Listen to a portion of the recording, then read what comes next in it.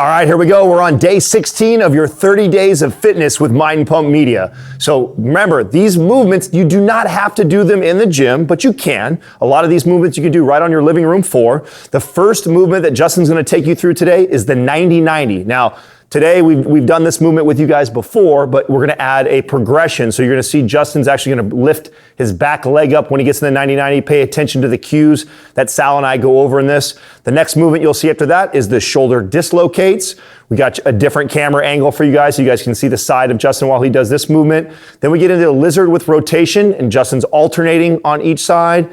Back into the combat stretch after that. And then the new movement that we've added into it is the floor, wrist, extension, and flexion. Make sure you guys pay attention to this one. A lot of people don't realize a lot of the aches and pains they have in their elbow, like golfer elbow, tennis elbow, a lot of that's stemming from the immobile wrists that they have. So this will help you get reconnected to that, alleviate some of that pain if you're somebody that deals with some sharp elbow pain when you guys do exercises. So don't forget, we're shooting for that 12 to 14,000 steps today. And then make sure you hang in all the way to the end of the video. At the end of the video, Sal's gonna bring it all together for you guys. All right, so we got Justin back in the 90-90 progression, but this time we're going to progress this movement. So like before, Justin's going to lean over into the stretch position, but now he's going to actually get into the stretch position, drive the knee and ankle and the front knee and ankle in the grass, and then lift the back one. This is really challenging to do when you get into the stretch and you drive the front knee, the front ankle into the grass, and at the same time, you try and lift the back ankle up. Yep, and when you're bringing that back foot off the ground, push that back knee into the ground as well. You want to rotate the leg. You're not trying to lift the whole leg off the floor. This is working on internal rotation of the hips, and also work on your transition like we did last week. You can transition without having to get up or move out of position, kind of rotate by supporting your body, turn into the other side where the other leg is forward, and then raise the back leg up on the other leg. This is a great progression. If you can't move that back leg up, just trying to move it up is doing a lot as well. Right. These exercises, the intent matters just as much as actually the movement. So it's not about cheating the movement just to get it to lift up. It's better for you to do this with good, strict form. Even if you can't lift, like Sal said, just focus on trying to rotate the hip. Excellent. Coming up next, shoulder dislocates. All right, you guys have seen these before, the shoulder dislocates. Make sure before you start this movement, you're going to squeeze the glutes, pull the hips forward, and tighten the abs up. And then you're going to slowly rotate up and over your head, back and forth. Also remember, the wider you grip, the easier this movement's going to be. The closer you grip, the more challenging it'll be. And you do want to challenge yourself, but what you don't want to challenge yourself so much that your body starts to deviate to get it over. That's right. Keep your arms totally straight the entire time. A rep is a full revolution. So when you go from hips to back, that's a half rep. You got to all the way back over to make that full rep. Now, Justin's not doing it in this video right now, but I'll pause sometimes on the back part where I'm retracting and squeezing and depressing my shoulders because that's one of the challenging spots. So there's nothing wrong with you slowing down and pausing and sticking points and trying to get, like Justin just did right there. That's beautiful. In fact, I recommend it. Coming up next is lizard with rotation. All right, so we're back here with the lizard with rotation. Again, this is a great movement for the thoracic spine and for the shoulder. You'll even open up your chest a little bit too. So as Justin opens and rotates, you can get a little bit of mobility work on his chest as he stretches that all the way open. Every time you rotate, remember to look back too. So he's going to rotate up, open up, and he's going to look back at his pinky. So you want to rotate all the way, try and challenge the end range of motion. And then Justin's just alternating back and forth. So he's going to bring the left leg up, rotate, then bring the right leg up, rotate, and you're just alternating back and forth till you get about 10 and 10 rotations on each side, so a total of 20. When you're up at that top position, reach up as hard as you can with the arm that's reaching up and push down into the ground with the other arm as hard as you can, creating a line of tension from hand to hand that is completely vertical. And each time you step forward, let those hips sink back down. Excellent. Now we're moving on to the next exercise, the combat stretch. All right, now we're back into the combat. You know, this stretch right here, please do not overlook this. It seems so basic and simple, but it was a game changer for me, Sal, when it came to getting a better squat. Your squats are actually nice looking now. They weren't so nice looking when I first met you. So when you do this movement, remember, you're trying to pull the toes up as you drive the knee forward. You want to connect to that range of motion. That's basically everything with this movement. If you don't do that, you're not going to get what you want out of this exercise. And it's not about how far you push the knee forward. You want to push the knee just enough far forward to where you feel the stretch, like back in your Achilles and your calf. You don't want your heel to come off the ground. If the heel comes off the ground, that's too far.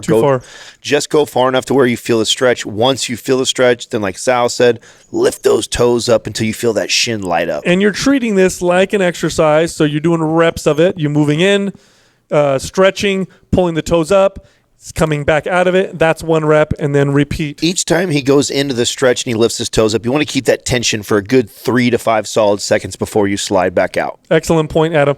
Next movement is floor wrist extension and flexion. Okay, so this is an area that's often overlooked. It's wrist and hand mobility. The funny thing is, it shouldn't be overlooked. So many people suffer from things like carpal tunnel syndrome, or their hands and wrists will hurt them when they do heavy presses. Or even tennis elbow, golf elbow. A lot of that is related to this right here. Right. So the first part of it is this wrist extension position. He's on his hands and knees. You're gonna put your fingers spread out on the floor, and you're gonna rock forward with your elbows locked. And while you're rocking forward, you're trying to pull your fingers off the floor, so that you're activating the muscles in that position. So just like the combat stretch, Justin wants to rock slightly into the stretch just to where he feels a stretch position. Then from there, he wants to activate by lifting the fingers up, keeping that tension for about 3 to 5 seconds, then coming out of it. Now, most of you won't be able to even lift your fingers off. That doesn't matter. It's all about the intention. Also, keep the elbows totally locked the entire time. When you've done your reps with this particular side, then you flip to wrist flexion. We like to call it when you're on your fins or whatever. Elbows totally locked and straight. And you want to internally rotate your elbows all the way too. So you should be rotating all the way so you get a little bit of shoulder there, so it looks really good. Then spread your fingers as wide as you can. And you rock back so that you're really working on that wrist flexion. And when you're back there, try and pull your fingers off the floor. So Justin's going to pull his fingers off the floor, create tension there. Then I'll also press against the grass also. So you also want to press and extend, spread the fingers, press hard against the grass while you're leaning the stretch, and then also curl them up. So you want to do both sides. Do not neglect this movement. Strong hands and wrists are what connect you to the world. This is a truly fundamental mobility movement. Especially if you guys have any sort of elbow pain whatsoever, a lot of this will be alleviated just by doing this movement. All right, guys, you just completed another mobility workout. We added some new movements and some twists to the old movement. So your workout should be taking longer now. You should be getting better at some of these exercises. The mobility days are cool because you can do them at home. Actually, you can do them anywhere. Also, we encourage you to practice a lot of these movements on the other days as well. You kind of can't do too much mobility work. So let's go over the exercise we did today.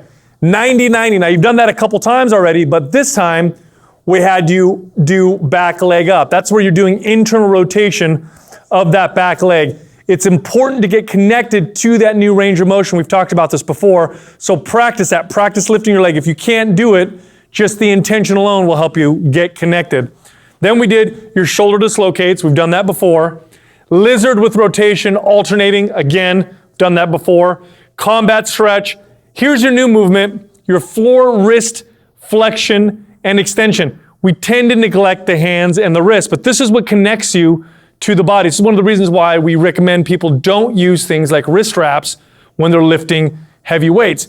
Believe it or not, using things like wrist straps or not using a full grip will change the recruitment pattern all the way up the arm into the shoulder. Also causes your hands to get weaker. And in the real world, you're not going to have those wrist straps on to lift heavy objects. So you want to have those strong hands. You want to have mobile wrists. A lot of you work at desks all day long. A carpal tunnel is becoming quite common. This movement helps a lot with the mobility in the wrists and the hands and can actually combat or defeat some of these issues with the wrist and even up in the neck. Tomorrow is lower body strength. Tomorrow we're going to go heavy. We're doing a lot of unilateral stuff tomorrow, Bulgarian split squats, that kind of stuff. We add a new exercise. Also, I forgot to mention, all these movements, 3 sets, 8 to 12 reps, treat them like exercises, not like stretches. So don't just get in there and hold them. You want to move in and out, activating the muscles the entire time. That's what makes mobility, or at least these mobility movements, so damn effective. Look, share this video with your friends. get them to join along. Also, if you have questions, I forgot to say this before, do in the comments. Ask your questions in the comments. We'll check periodically to try and answer some of them for you. Also, share this video with your friends. I already said that. Subscribe to this channel. We post new videos all the time.